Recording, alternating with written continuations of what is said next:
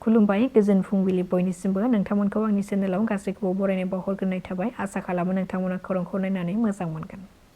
गुवाहाटी सोहोरनि भरलमुखआव गिख्रंथाव अर खामनाय जाथायनि सोमोन्दै मिथिनो हानाय बादिब्ला बिमा बिफा सानैबो फिसाजोनि जोनोम सान फालिनो थाखाय लाहार फाहार खालामबाय थानाय समावनो हरखाब गेस सिलिन्डारा बेफ्रुनायनि जाहोनाव बिमा बिफा सानैबो अरजों खामजानानै जिउ खहा जायो। बे अर खामनाय बिल्डिंआव सासे खामानि मावग्रा आइजोआबो गोब्राबैनो जोखोम जादों। भरलमुखनि पस्ट अफिस बिल्डिंनि 3थि फ्ल'राव जादों बे गिख्रंथाव अर खामनाय जाथाया। जाथाय जानाय उनाव अर खोमोरग्रा गारिखौ लेंहरनानै अरखौ खोमोरनायखौ जागायजेनो नाथाय अरा गोबारैनो गोसारलांनायनि जाहोनाव अर खोमोरग्रा गारिया सफैनायसिम खामजोबबायमोन जायनि जाहोनाव देब चौधुरी आरो पम्पी चौधुरी मुंनि सानै बिसि फिसाया अरजों खामजानानै अबथिरायै जिउ खहा जानो गोनां जायो। नगावनि बरघाट बाइपासआव आयेन बेरेखा खामानि सोलिबाय थानायखौ गोख्रों संदाननानै पुलिसआ 3 सिख्लाफोरजों लोगोसे 3 सेंग्राफोरखौ हमदों। सुलुंनिफ्राय मिथिनो हानाय बादिब्ला जायगानि सुबुंफोरा अजद होबोनायखौ बिथा खालामनानै बे आयेन बेरेखा देहा फालांगि खालामनाय बायदिसिना जाथाय जानायखौ जायगानि सुबुंफोरा पुलिसनो अजद होबोबाय थादोंमोन।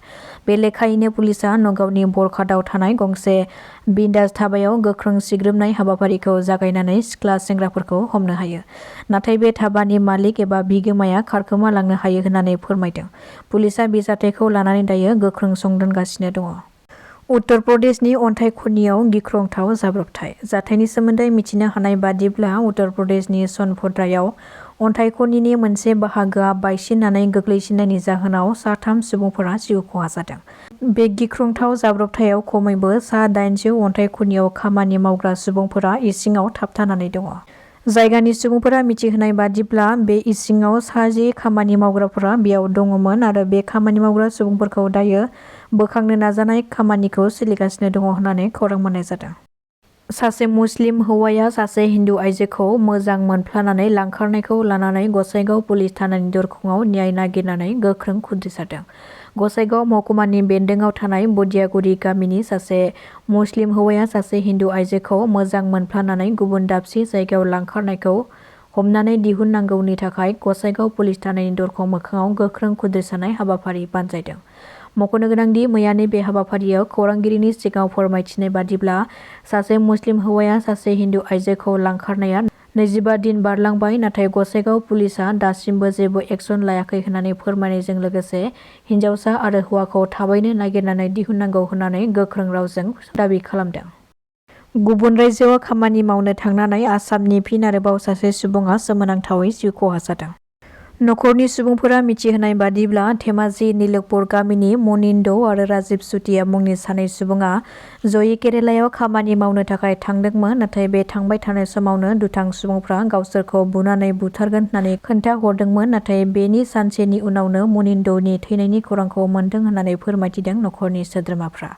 तामिलनाडुनि सेलेम स्टेशनाव सिनाय मोनै सुबुंफोरा बिसोर सानै सुबुंखौ रेलनिफ्राय बोख्लायनानै गाग्लोबदोंमोन आरो बे जाथाया थांनाय 10 नभेम्बराव जादों आरो 12 नभेम्बरावनो रेल स्टेशन साखाथियाव बुथारनानै दोननाय गोथैखौ बोखांनो हायो मनिन्दनि। नाथाय राजिब सुतियाखौ थैबाय ना थांबाय दासिमबो जेबो खौरां गैया होननानै फोरमायदों। बे जाथायखौ लानानै नखरनि सुबुंफ्रा दुखु मोन्दों आरो गोथैखौ न'आव लाबोनो थाखाय सोरखारनिफ्राय मदद हास्थायदों। पुलिसआ फिन आरोबाव सासे ड्राग्स माफियाखौ गुलि गावदों।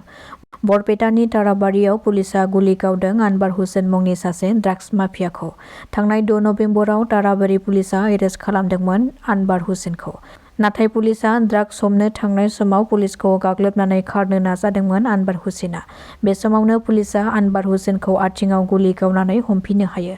पुलिसनि गुलियाव आथिङाव जोखोम जायो आनबार हुसेना दायो बरपेटा मेडिकेल कलेजाव फाहामथाय होनाय जादों होननानै खौरां मोननाय जादों।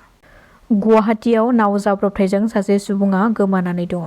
नावजों 4 लोगोफोरजों पिकनिक जानो थाखाय थांदोंमोन नाथाय बे थांबाय थानाय समावनो नावा दैयाव दोबैनानै राकेश मेथि मुंनि सासे सुबुङा दैयाव गोमानानै दङ। बे दोबैलांनाय नावनिफ्राय गुबुन 3 सुबुंफोरखौ जायगानि नाव सालायग्राफोरा खुनुरोखोमै रैखा खालामनो हायो नाथाय सासेया गोमायो। बे पिकनिक जानो थांनाय 3 लोगोफोरखौ दायो पुलिसआ हमनानै गावसोरनि जिम्मायाव लाखियो। दासिमनि खौराङा एसेनोसै। नोंथांमोना खौरांखौ नायनानै मोजां मोनदोंब्ला चेनेलखौ साबस्क्राइब खालामनानै लानो हागोन। गोजोन्थों।